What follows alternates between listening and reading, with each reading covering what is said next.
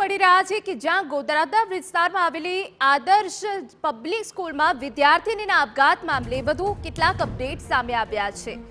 આપને વિગતો આપી દઈએ કે જ્યાં જિલ્લા શિક્ષણ અધિકારીની તપાસ ટીમના રિપોર્ટમાં ઘટસ્ફોટ થયો છે। શાળાએ નિયત રકમ કરતાં વધુ ફી વસૂલી હોવાનું સામે આવ્યું। એપ્રિલ 2024માં ફી નિર્ધારણ કમિટીએ આદેશ કર્યો હતો। ધોરણ 8 સુધી ₹15,000 ફી લેવાનો આદેશ આપ્યો હતો। આદેશ છતાં આદર્શ પબ્લિક સ્કૂલે વસૂલી ₹17,000 ફી મામલે હેરાનગતિના કારણે વિદ્યાર્થીનીએ આપઘાત કર્યો। બાકી ફી ભરવા શાળા તરફથી સતત દબાણ થતું હોવાનો આરોપ થઈ રહ્યો છે।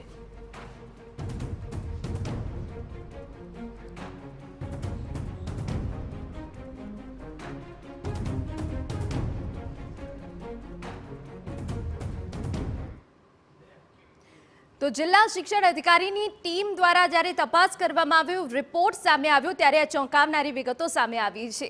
ત્યારે અમારા સંવાદદાતા બળદેવ સુથાર વધુ વિગતે વાત કરવા જોડાયા છે।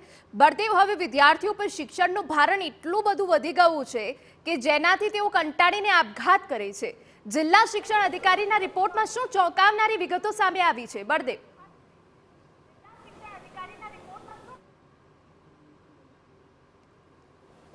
જે રીતે સુરતના ગોડાદરા વિસ્તારની અંદર જે આદર્શ પબ્લિક સ્કૂલની અંદર જો ધોરણ 8માં અભ્યાસ કરતી એક વિદ્યાર્થીનીએ જે સુસાઇડ કરી લીધો હતો અને પરિવાર તરફથી જે આક્ષેપ કરવામાં આવ્યો હતો કે વિદ્યાર્થી પાસે જે સ્કૂલ તરફથી જે ફીની સતત જે માંગણી કરવામાં આવતી હતી, ટોર્ચર કરવામાં આવતી હતી અને તેના કારણે આ વિદ્યાર્થીને આપઘાત કર્યો હતો।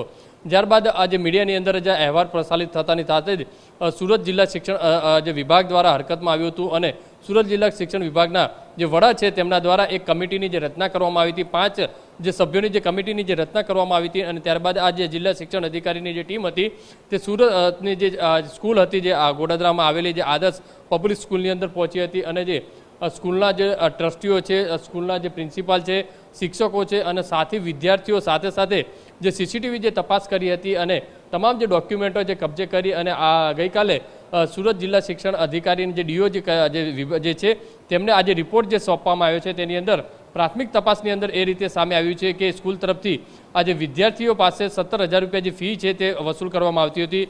જે નિયમિત કરવામાં આવેલું હતું 15,000 જે ફી છે તેનાથી વધુ ₹2,000 ફી વસૂલવામાં આવતી હતી। સાથે સાથે આ વિદ્યાર્થીને છેલ્લા ઘણા સમયથી જે ફી બાબતે ટોર્ચર કરવામાં આવતા હોવાની પણ જે વિગત સામે આવી હતી, કારણ કે સીસીટીવીની અંદર સ્પષ્ટપણે જોવા મળ્યું હતું કે વિદ્યાર્થીને જે ફી બાબતે 1.5 કલાક સુધી જે નીચે બેસાડવામાં આવી હતી। આ તમામ જે અલગ અલગ જે બાબતો જે સામે આવી છે ને તેને ધ્યાનમાં રાખીને જે કમિટી જે સમિતિ હતી તેના દ્વારા સુરત જિલ્લા શિક્ષણ અધિકારી જે છે તેમને રિપોર્ટ સોંપવામાં આવ્યો છે। હવે સુરત જિલ્લા શિક્ષણ અધિકારીથી આવનારા સમયની અંદર સ્કૂલ સામે કડકમાં કડક કાર્યવાહી પણ કરવામાં આવશે અને સાથે આ રિપોર્ટ છે તે સુરત પોલીસને પણ સોંપવામાં આવશે, કારણ કે પોલીસ પણ બીજી બાજુથી તપાસ કરી રહી છે અકસ્માત મોતને લઈને।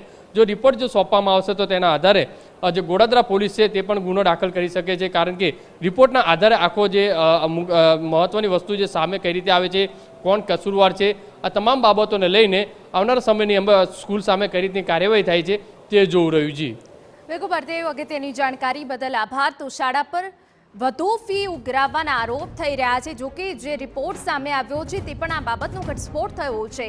15,000ની સામે ₹17,000 વસૂલવામાં આવતા હતા।